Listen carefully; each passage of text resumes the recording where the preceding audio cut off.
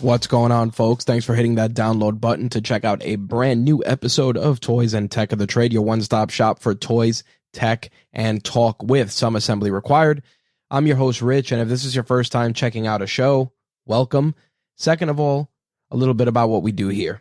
Toys and Tech of the Trade is an interview series where we sit down with content creators, entrepreneurs, and just kick-ass folks that are on our radar and share the gadgets, the gear, and everything that they use to create content, run their businesses, and just overall make their lives a little bit more easier and enjoyable. We've run the gamut when it comes to guests, whether it's developers, gamers, podcasters, vloggers, content creators.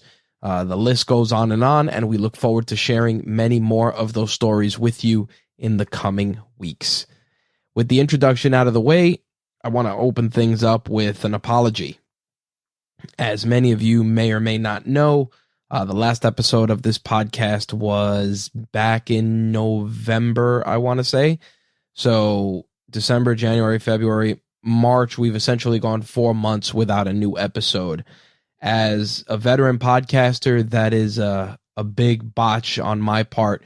Not so much not doing an episode for 4 months, but not updating you, the listener, on what's going on. I mean, one of the biggest things about podcasting is the fact that you have to engage with your audience and keep them informed about what's going on. And I definitely dropped the ball with that. And, the funny thing is that there's a few reasons for that. Number one, I hit a really, really big creative block, I guess, writer's block maybe. And, between work and everything else, I just felt that I wasn't able to give the show not my attention, because that's not really true.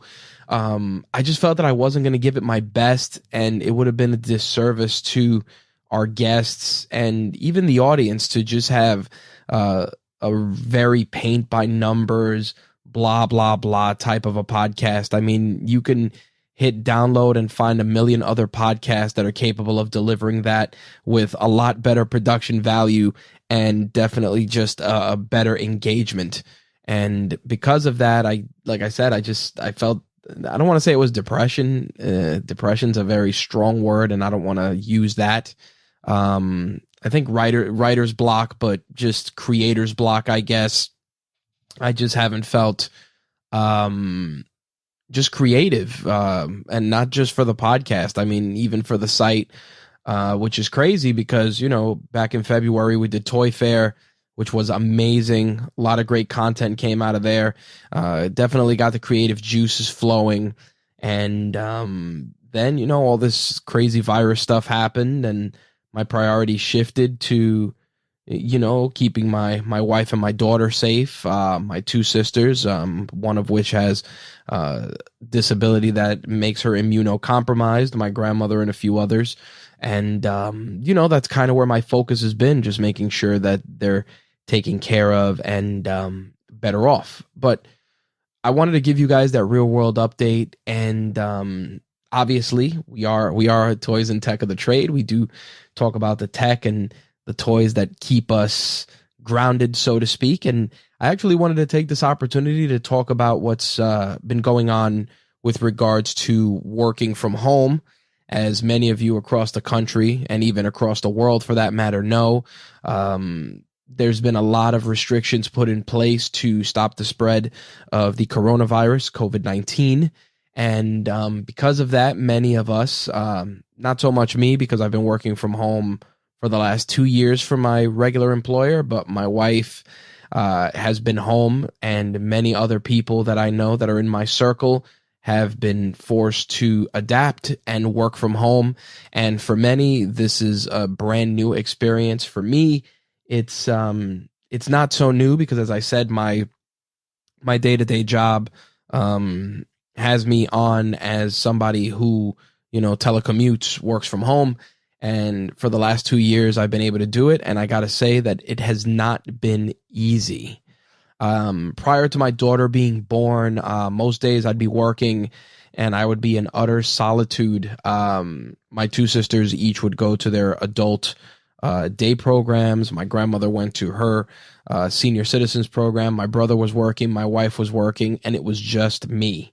And initially you say to yourself, oh man, this is cool. I could just, work at my own pace and eat however I want and go outside and do this and that. And, that's definitely a wonderful experience initially. But then what happens is days turn to weeks, weeks turn to months, and it just becomes a lot of the same monotonous day to day, versus when you're in an office setting or in an environment where there's more people around, you can interact, have conversations, etc. And, you can go outside, go for a walk, go grab lunch, come back, etc. Especially when I was working in an office, I had a very large shopping center by me. So I'd get my 10,000 steps, walk in the shopping center, grab something to eat, come back to work. If I had to run any errands, go food shopping, it was easier.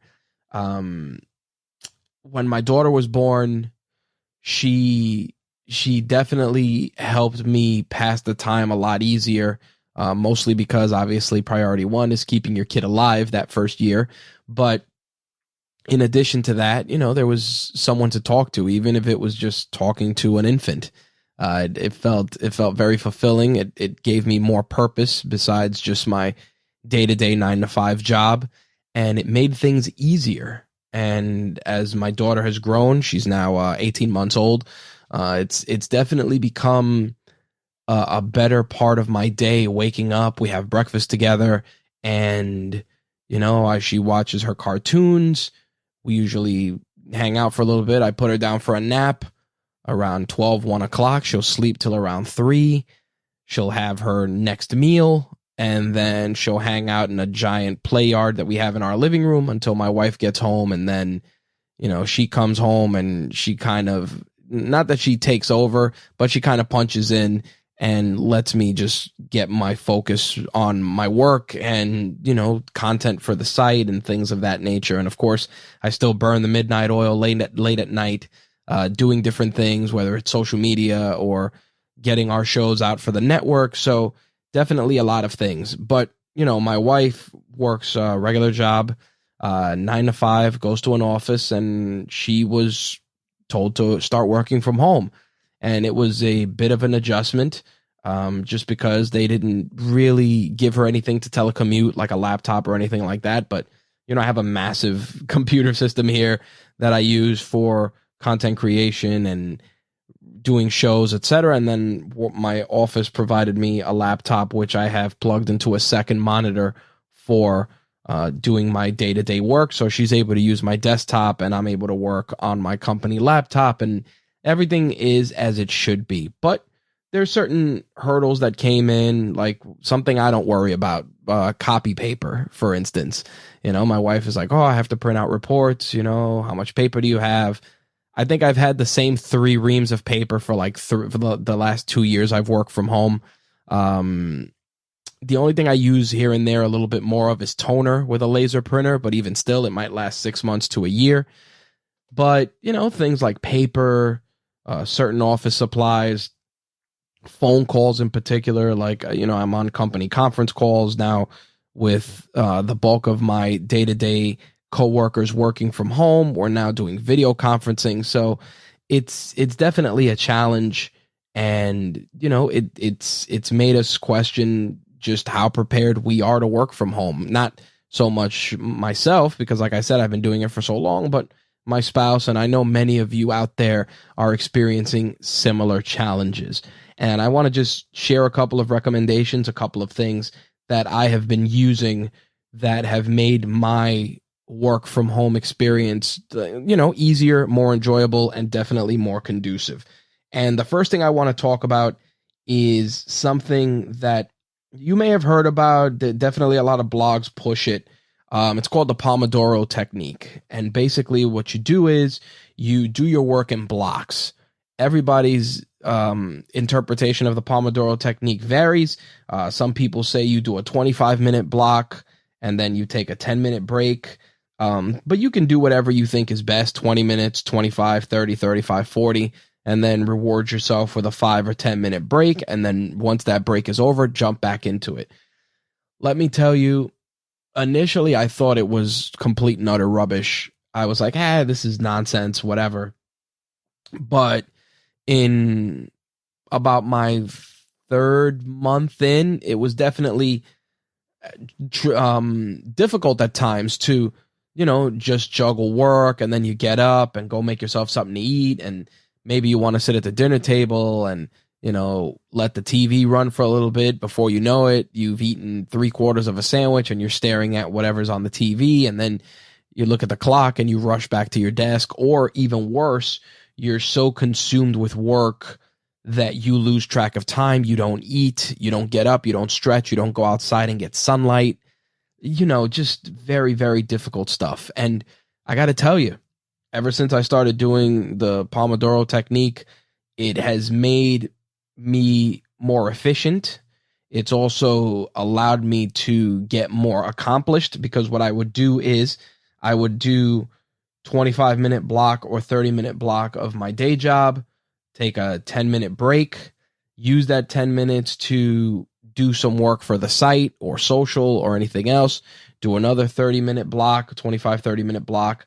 And then what I would do is with there's a Pomodoro timer on Android, which I'll share in the show notes for this episode, that actually after you complete 4 sessions of, 30 minutes of work, 4 30-minute sessions, you can take a 20-minute break. And I've been using that version more so just to get up, stretch my legs, play with my daughter.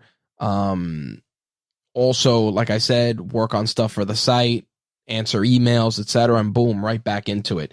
And I figure the goal is always to complete 10 30-minute sessions. Obviously, you can complete more or less depending on how much work you're doing, how involved it is, and what you feel you can do. I always tell people to start with something small, like 20 minutes. 20 minutes is easy. It goes by fast. Maybe you're answering some emails, etc. I even try to put meetings that I do within the Pomodoro window. So if I'm in a meeting and it's 30 minutes and it goes over 30 minutes, then I'm saying to myself, well, I need to either manage my time better or manage the way that this meeting flows, especially if I'm the one running it, which is something that happens a lot of time vampires, ladies and gentlemen.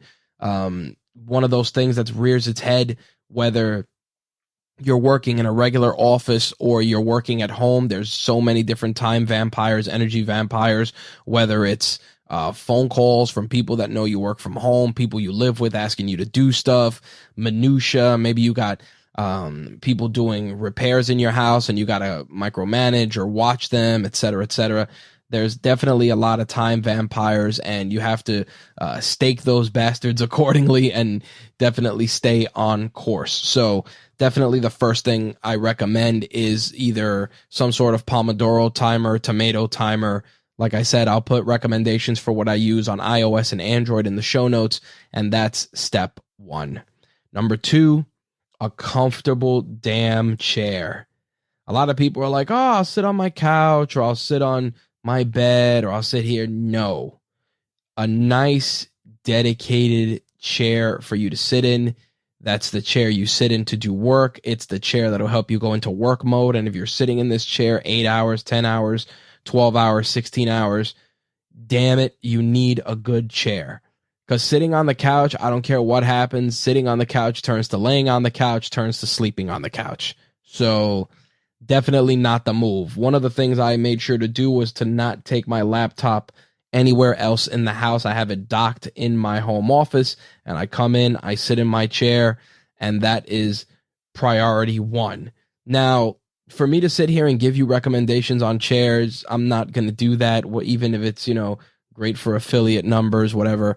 Find a chair that works for you. Go to your local Staples when this crisis is over. Sit in some chairs, try some different chairs, or hell, even if you have to go out, that's something essential. Go to your local Staples, sit in a chair. Staples is one of the few retailers that's open, albeit with limited hours. And just figure some out. Talk to other people. Look at chair reviews on YouTube and just decide, do you want a nice dedicated office chair? Do you want a gamer chair? Is that chair going to be on camera? If you're going to do any sort of video conferencing, do you want some big, obnoxious, lime green gamer chair. If you're cool with that, then so be it. I mean, sometimes that may create some conversation, but definitely a nice, comfortable chair. If you can get one that has a leg rest that you can extend, which a lot of gamer chairs I've noticed have, which is pretty cool, that's a great way to go. Or maybe something to rest your feet. I've seen a few friends of mine recommend a hammock that you put under your desk to hang your feet.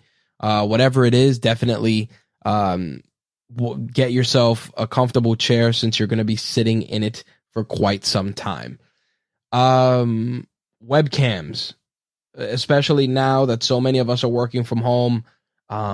You're probably going to have to do a Zoom call or Skype or Microsoft Teams, whatever. There's a couple of different webcams out there. I use a Logitech C920. There's a lot of newer versions of that camera since then. That's a good one. The Razer Kio is pretty good. A friend of mine actually used that in a call recently, and I was really impressed because that camera actually has an LED light around it, which gives you some really good ambient lighting if you're in a darker, if you're in a area of your home that's not very well lit. Definitely that is key. So, good webcam is important. Next, I have to say, if you have a company cell phone, definitely get yourself a good Bluetooth. More often than not, many of us use the earbuds that come with our phones and plug it in. Nobody wants to hear that. You want to have your conversations be clear and concise. So a good pair of Bluetooth headphones or a dedicated Bluetooth headset. I use a pair of AirPods for my personal phone, but I have a Plantronics Bluetooth headset that I use for my company phone. It doesn't look overly obnoxious and it looks a little more professional. That's what I use for my work calls. Works great, has noise canceling. There are times that my daughter will be playing around. I'll be feeding my daughter while on a call. They won't even know because the noise canceling is pretty damn solid. So definitely that's another thing I want to recommend. Lastly, I cannot stress this enough. Definitely go outside, get up, walk around, do some push-ups, go outside, get some sunlight. Many of us are deficient in vitamin D. Go outside, get some sunlight, stand out there for a few minutes. If you have your own backyard and you're comfortable, with yourself physically, go out there, ditch the shirt, get some sunlight. If you're a guy, obviously, if you're a lady, dress accordingly, but definitely get some sunlight. That is important because, again, you can't work well if you don't have all of those things, and some nice weather, some sunshine on your face. You'd be surprised what that does for your mood. Food, of course, eat accordingly. Try not to get sucked into eating just junk food sitting at your desk, especially because you're home. The temptation is too damn great. Do not fall for it. Last but not least, a good home speaker to listen to music, whether it's some sort of an Amazon device or some sort of a Google device. Definitely go with one of those. There's tons of them out there to choose from. I use one that's paired with my Nest doorbell, so that especially now with what's going on, I can see the UPS guy drop off packages. I can answer the door, again, without getting any sort of time vampires, the constant getting up, walk into the door, seeing who it is. I can just see who it is right from the screen on my desk, click the microphone, talk to that person. If it's a solicitor that I don't want, I can tell them I'm not interested, while not even breaking a stride when it comes to getting work done. So definitely very, very, very crucial.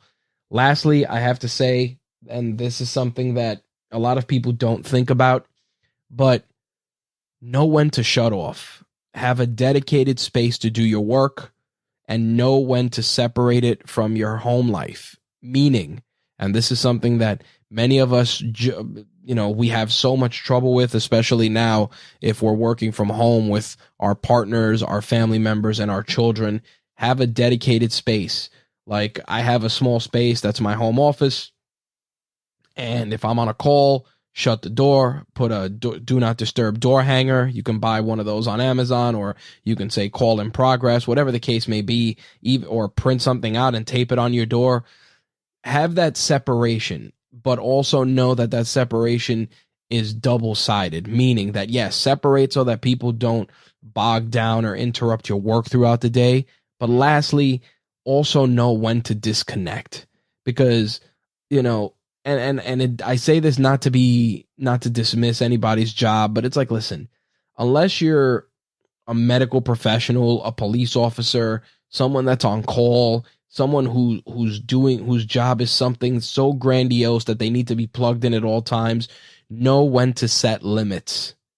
If your day is 8 hours and you have a 40-hour work week and you don't punch a clock and you're a salary employee, take pride in knowing that you have 8 hours in a day, 40 hours in a week to get what you have to get done. And when that is over, you shut off your phone, you turn off your corporate laptop or desktop or whatever you may have, and you go hug your kids, go have dinner with your wife, go outside, whatever the case may be. But it's something that is so trivial, but so many of us fall victim to it. In the early goings, my wife would come home and I'd be like, yeah, I'm just finishing this last thing. And it would be, 6 o'clock, 7 o'clock.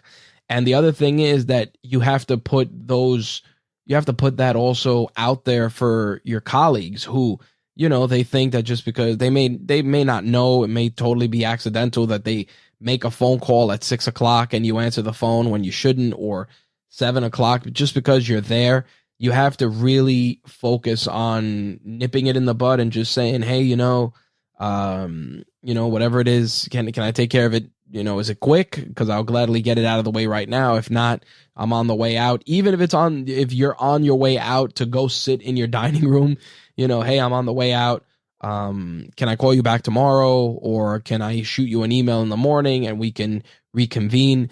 I only say this because one of the biggest things, and I attribute this to my good friend James Lopez from Fatherhood is Lit, is presence over presence. Meaning, be there with your kids and don't just think that buying them the latest game, the latest handheld, the latest iPad is enough. Be there, be present. One of the things I've been grateful for being able to work from home, aside from just being able to bond with my daughter, is being there for those great moments. Her first steps when she rolled over for the first time. The first time she stood up, which I actually saw her sneaking around on the baby monitor while I was working. I genuinely paused and just watched her in amazement as she walked back and forth in the crib, even though she didn't let us know she was walking. These are little things. And again, I say this just as a parent, but maybe you want to sit outside on your stoop and pet your dog for half an hour, whatever it is. Like, definitely know when to separate one from the other. And, again, be very, very firm with that. Know that if your workday starts at 9 and you're done at 5, you're done at 5. I mean, of course, things are going to happen. Things are going to get in the way. But if you have people that are counting on you, that really value and need your time, then you got to do what you have to do to protect that time. Because guess what? You can lose $1, but you can always find $1 in the street. You lose an hour, you're never getting that hour back. You're never getting that 30 minutes back. That 30-minute meeting that because of back talk and nonsense turned into a 45-minute or an hour meeting, guess what? You're not going to get that extra time back.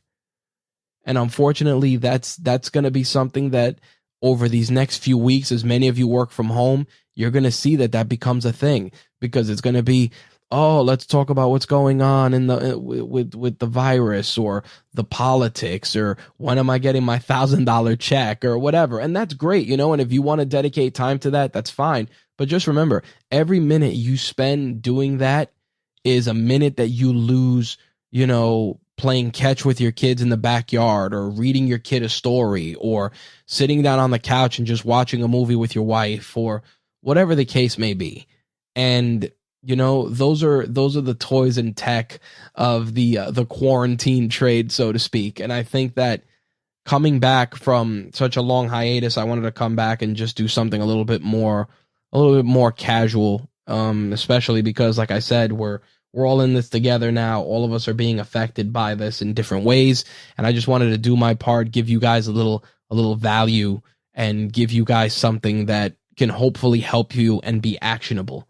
So let me not drag this out. We've pretty much gone a little over 25 minutes. This is pre-editing, of course. So with that said, what happens next with Toys and Tech of the Trade? Well, now that I've hit the record on this microphone and I've kind of got back to it, I've re-recorded this episode at least 3 times already. I think this is the one. We're back to it. We're going to try and just, now that people have a little bit more dispensable time, we're going to try and get some more interviews in, some more creators. Have a wish list of people that I want to speak to, share their stories, share their tech and their toys with you. Hopefully give you guys some value. And also, as always, just help you guys be distracted. My job, in addition to giving you valuable things, is just to entertain. You can sit here and hear the sound of my voice and it might get you through the day, or it might put a smile on your face, or you might say, hey, that guy's full of crap, but at least you reacted and you did something. And with that, my job is done. So we're back to it. We're going to have new episodes. Definitely probably going to stick with bi-weekly, maybe monthly. Not sure yet. We'll see how the schedule goes, but we're going to try and get a couple episodes in and return to our bi-weekly schedule. In some other notes, just real quick, our 2 podcasts, Turnbuckle Tabloid and Call Me When It's Over, celebrated milestone anniversaries as part of the Rageworks Network. So congratulations to Josie's Boy from Call Me When It's Over and Jay and Olski from Turnbuckle Tabloid for their milestones and anniversaries, which, again, just really great work from those guys. If you're into wrestling, definitely check out Turnbuckle Tabloid. If you want something a little different, that's artistic and tackles culture and racial issues and relationship issues, then definitely a big endorsement to Josie's Boy and Alexis from Call Me When It's Over. They're killing it over there. Of course, check out Black is the New Black. And if you're into photography, content creation, podcasting, definitely check out Jose Betancourt. Latest edition is Cheese, a photography podcast. All of those are on the Rageworks Network, available on iTunes, Stitcher, TuneIn Radio, Spotify, and hopefully, fingers crossed, we'll be debuting on Pandora very, very soon. Lastly, one other show is heading your way, because, of course, I don't have 1,000 other things to do, but I've been kicking around a show, which is kind of going to be an audio blog. It's just going to be more life-centric, just because the things that have gone on in my life have been very, very interesting for a litany of reasons. And I want to take some of those stories, share them with you guys. I think it's going to be therapeutic for me, just because a lot of them are just locked in. And I think that by sharing them with all of you, it may impact you and help you get through whatever situations you may be getting through. There's going to be life advice. There's going to be some stories. It's just going to be a more unfiltered stream of consciousness, so to speak. It's not going to be a long running show, maybe 25, 50 episodes tops, tackling different things. Like I said, life stories, things that are going on in my life, world views on certain things that I just don't want to share in this particular podcast or in any of the others. So the first 3 episodes for that are pretty much recorded, and I'm going to try and get 5 together before releasing it. So be on the lookout for that. It's going to be called Tales from the Brown Side. So there's a lot of jokes there, and we'll discuss that title at a later date. So with that said, as always, thank you for letting me grace your headphones and your ears with my voice and sharing my stories, my insights, and everything in between.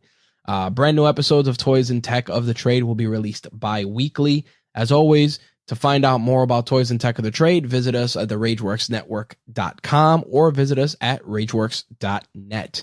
You can also find Rageworks on your social media platforms of your choice.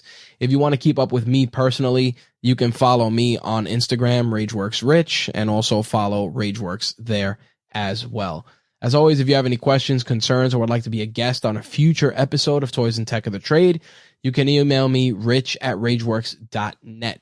You can also, if you use the Podit service, reach out there. Podit is a great way to connect podcasters with potential guests or connect potential guests with podcasters. It's PODDIT. You can look up Toys and Tech of the Trade there. If you're interested in being a guest, set up a profile. Brent Basham and his crew are doing a great job over there, and it is a service I wholeheartedly endorse. Links to everything we've discussed in this episode will be in the show notes. As always, full transparency. They may be affiliate links, which if you use them, it's at no cost to you. We receive a small commission, which allows us to keep the lights on and continue delivering great content for you, the listener. All right, guys, that's going to wrap up this Toys and Tech of the Trade. I am glad to be back, and I look forward to speaking with you in the coming weeks and sharing some kick-ass guests. Thanks for listening. Peace.